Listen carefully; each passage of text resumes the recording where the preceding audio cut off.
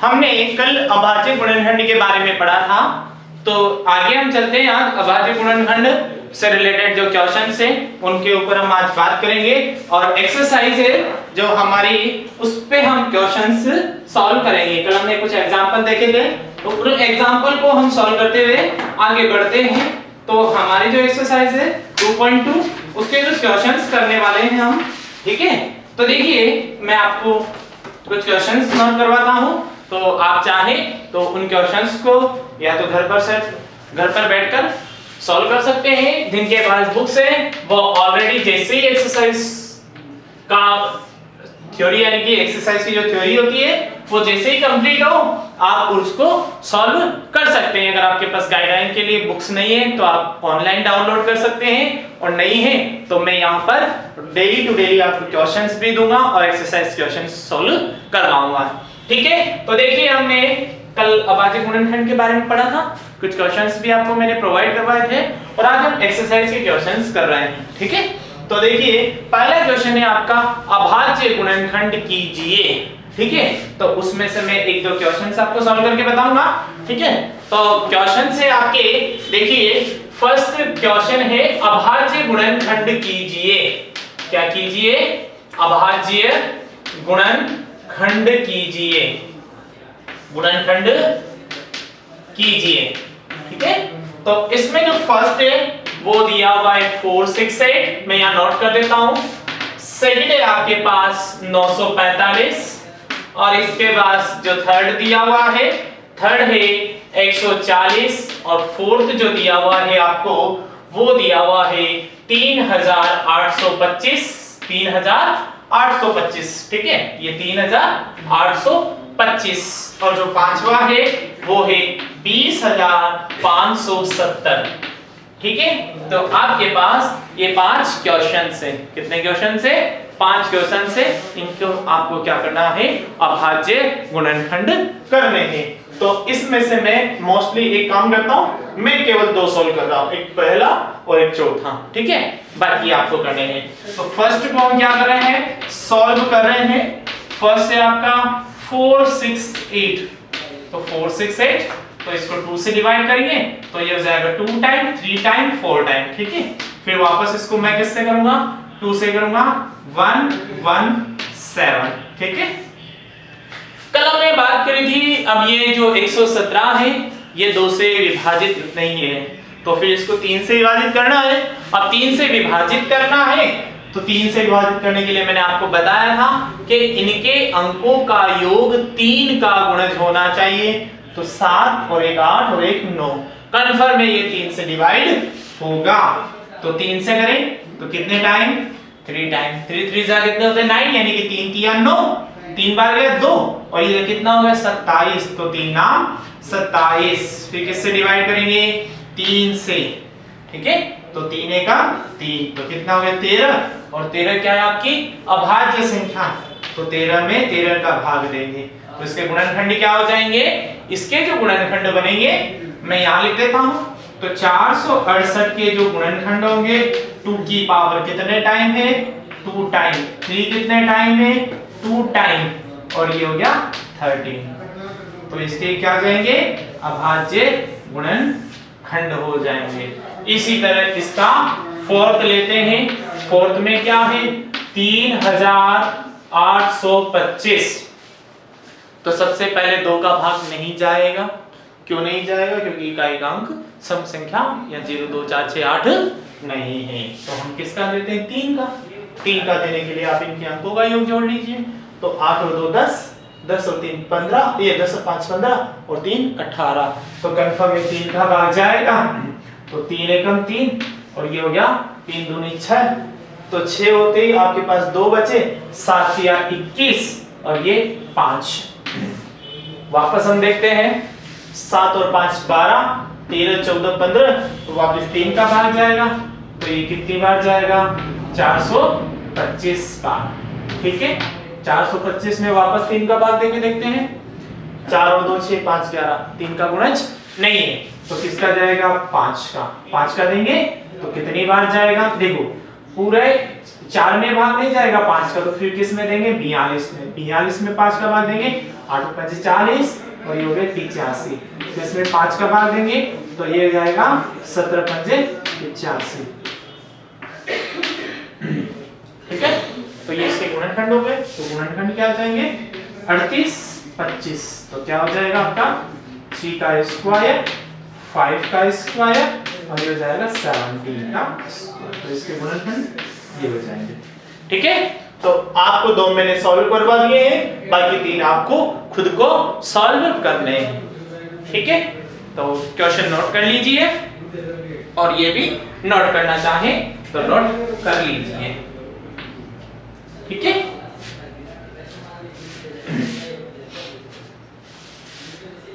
इसी के बाद हम आगे चलते हैं।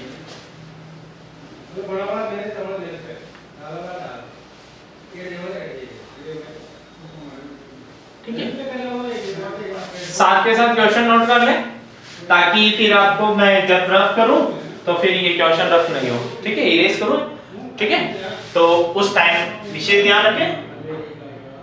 ठीक है, तो देखिए आपको अगला कहा गया है क्वेश्चन नंबर 2 है, उसमें कहा गया है आपको क्वेश्चन में बोला गया है कि पूर्णांकों के निम्नलिखित युग्मकों का महत्तम समापवर्ती यानी कि HCF ज्ञात कीजिए और लघुत्तम समापवर्ती यानी कि LCM ज्ञात कीजिए तथा सिद्ध कीजिए कि HCF इंटू LCM बराबर दोनों संख्याओं का गुणनफल होता है, जिसके विषय में हमने कल चर्चा करी थी। तो एक क्वेश्चन लेके चलते हैं। जो एक क्वेश्चन है, फर्स्ट क्वेश्चन है 96 और दिया हुआ है आपको 404। ठीक है, तो आपको इसके गुणनखंड करने हैं। तो यहाँ पर हम करते हैं, ये तो हो गया आपका 96 और यहाँ पर हो जाएगा 404 हो जाएगा। ठीक है, तो इसके करेंगे 2 से डिवाइड करेंगे तो 48 टाइम और इसको वापस 2 से करेंगे 24 टाइम और फिर 2 से करेंगे 12 टाइम और वापस 2 से करेंगे तो ये हो जाएगा 6 टाइम और 2 से किया 3 और 3 को इससे किया तो ये हो जाएगा 1। ठीक है, इसको 2 से करेंगे 202 और फिर 2 से करेंगे तो 101 और इसमें 101 आपको क्या मैंने पहले बताया था कि ये एक प्राइम नंबर है।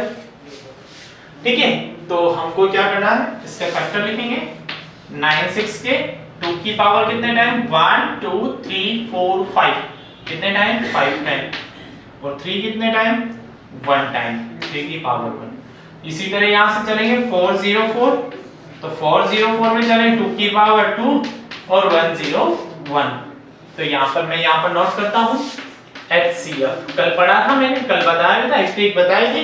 HCF का मतलब कॉमन फैक्टर की मिनिमम पावर।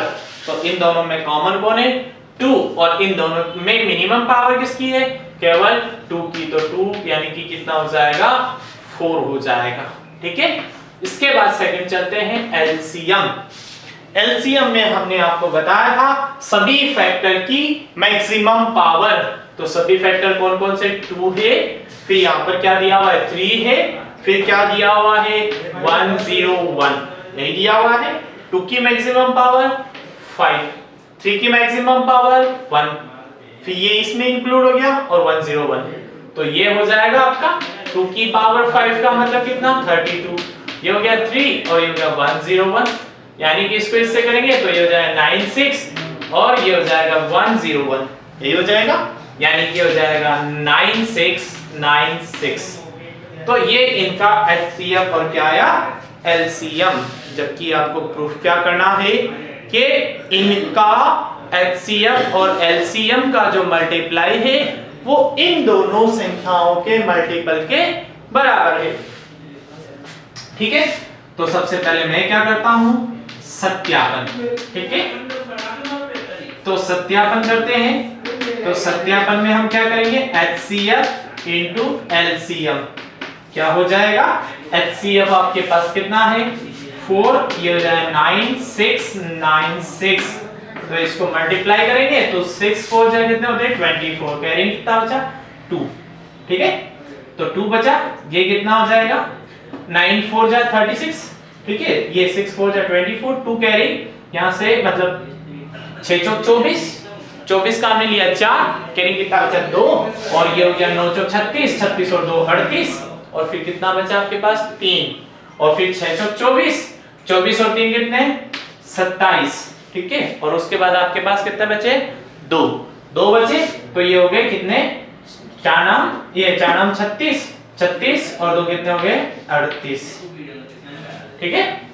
तो इस प्रकार से इसी तरह हम क्या करते हैं, इन दोनों को मल्टीप्लाई करते हैं, तो ये हो जाएगा संख्याओं का मल्टीपल, तो ये हो जाएगा संख्याओं का गुणा।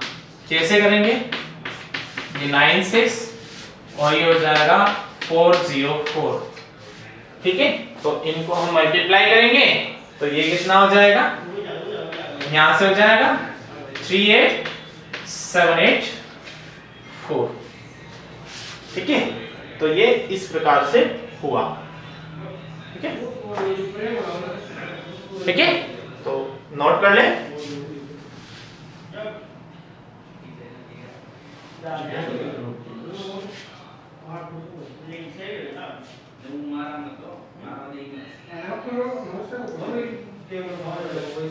ठीक है। तो ये क्वेश्चंस हुए। अब मैं आपको कुछ क्वेश्चंस इसी के क्वेश्चंस दे रहा हूं, तो उसमें भी आपको क्या करना है, इनका सत्यापन करना है, ठीक है। कुछ क्वेश्चन मैं आपको नोट करवा रहा हूं। तो इसका जो सेकंड है उसमें आपको क्या करना है, एक तो दिया हुआ है 336 और दिया हुआ है 54,